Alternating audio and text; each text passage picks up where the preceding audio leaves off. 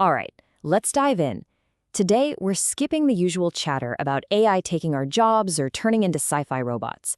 We're going deeper to look at something way more fundamental, how AI is about to change the way we actually think, and what that means for the future of democracy itself. You've seen this question everywhere, right? It's the big debate that's all over the news. Is AI going to be the ultimate fact-checker, this amazing tool for truth, or is it going to be the world's most powerful propaganda machine? And yeah, that's a huge deal. But what if that's not even the right fight? What if we're all looking at this the wrong way? According to the material we're looking at today, this whole debate might be a massive distraction from the real choice we're facing. Now, this is the question we should be asking. The real battle isn't about facts versus lies. It's about our minds. It's about how we think. Is AI going to be a tool that makes us better, clearer thinkers? Or is it going to be a tool that just makes us easier to manipulate without us even realizing it? That's the core of it. So, think of it like this. We're standing at a fork in the road. Our source material lays out two completely different futures for us. One path is incredibly optimistic, a vision for what AI could do for us. And the other path, well, let's just say the other path is the pessimistic case, and it might feel a little familiar. Let's start with the good news, the optimist's path. It's all built around this idea of a metacognitive AI. Now, metacognition sounds fancy, but all it means is thinking about your own thinking. So imagine an AI that doesn't just spit out answers. Instead, it helps you ask better questions and see your own blind spots. It's not a know-it-all, it's more like a personal trainer for your brain. So what does that actually look like? Well, picture this. You're researching some hot-button issue, and your AI gently points out, hey, just so you know, you're only looking at sources from one side.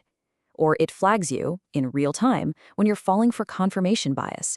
It could even show you the absolute strongest, smartest arguments from the other side, not the silly caricatures we usually fight with online. I mean, wow, that would completely change the game for how we think. And the stakes for which path we choose, they're huge. Because the kind of AI we build will literally shape the kind of citizens we become. Just look at this breakdown. One path creates people who are aware of uncertainty, who can reason even when they're emotional, and who are motivated to actually understand things. The other path creates citizens who are super certain but totally wrong, who are easily triggered, and who care more about their tribe than about what's true. It's pretty obvious which one a healthy democracy needs to survive.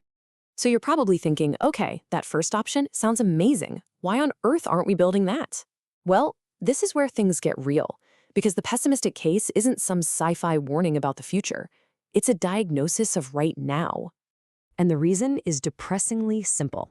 It all comes down to incentives, to money. The AI systems we use every single day, they're not built to make us smarter. They're built to do one thing: keep our eyeballs glued to the screen for as long as possible, because our attention is what's for sale.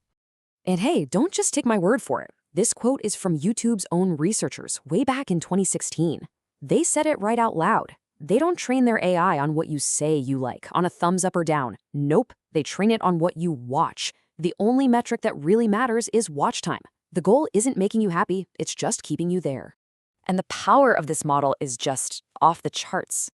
Researchers at Penn State looked at TikTok and found that for a political account, its single biggest hit gets a mind-blowing 64 times more views than its average video. 64 times! The algorithm finds that one piece of content that triggers the most engagement, which is usually the most emotional, the most outrageous, and it straps a rocket to it. Here's the psychology behind why it works so well.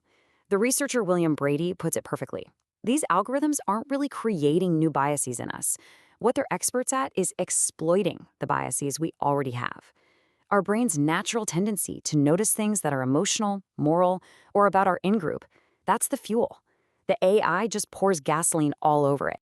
So it creates this incredibly powerful self-reinforcing loop. Step 1, keep you on the platform to show you more ads, which makes more money. Step 2, use things like the infinite scroll to act like a slot machine, hooking your brain with random rewards. And step 3, every single click, every pause, every swipe is just more data to feed the machine, making it even better at predicting what will hook you next time. And this brings us right to the heart of the problem. The entire business model of engagement is pointed in the exact opposite direction of what a healthy democracy needs from its citizens. Think about it. A metacognitive AI would want you to slow down, to think deeply, maybe even to log off and reflect. But an engagement AI, It needs you to react instantly, to stay hooked, and to just keep scrolling. The two goals just can't coexist. I know. That sounds pretty bleak, but it's not hopeless. The goal here isn't to give up. It's to see the problem clearly so we can actually fix it. And our source material does lay out a realistic, long-term plan for how we could build that better metacognitive AI.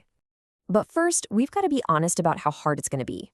On the technical side, it is just way harder to teach an AI to spot good reasoning than it is to teach it to predict a click.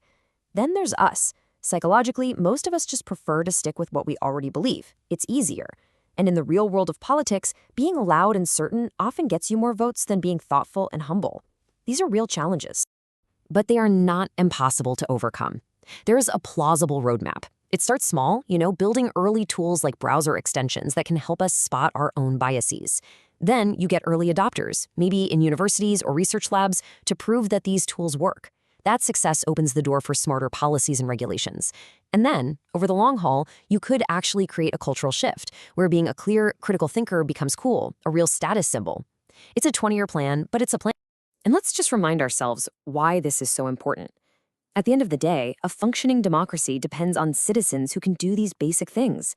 Think for themselves, look at evidence, be willing to change their minds, and talk to people they disagree with. This is the bedrock. And here's the thing. AI isn't neutral. It's not just a passive tool. The technology we're building is going to either actively strengthen these democratic muscles, or it's going to cause them to weaken and waste away. There is no third option, no neutral path. If we do nothing, we are choosing erosion. And that leads to this incredibly powerful conclusion from the source. This isn't just a tech issue. This is about everything. The choice we make between an AI built for engagement and an AI built for metacognition, that choice could be the difference between a democracy that thrives and one that collapses. This decision isn't just for a handful of tech CEOs to make. It's a choice that belongs to all of us, as consumers of this technology, as citizens, as voters. But the window to consciously make this choice, to demand an AI that actually serves us and our democracy, that window's closing. So the question is left to us. Which one are we going to choose?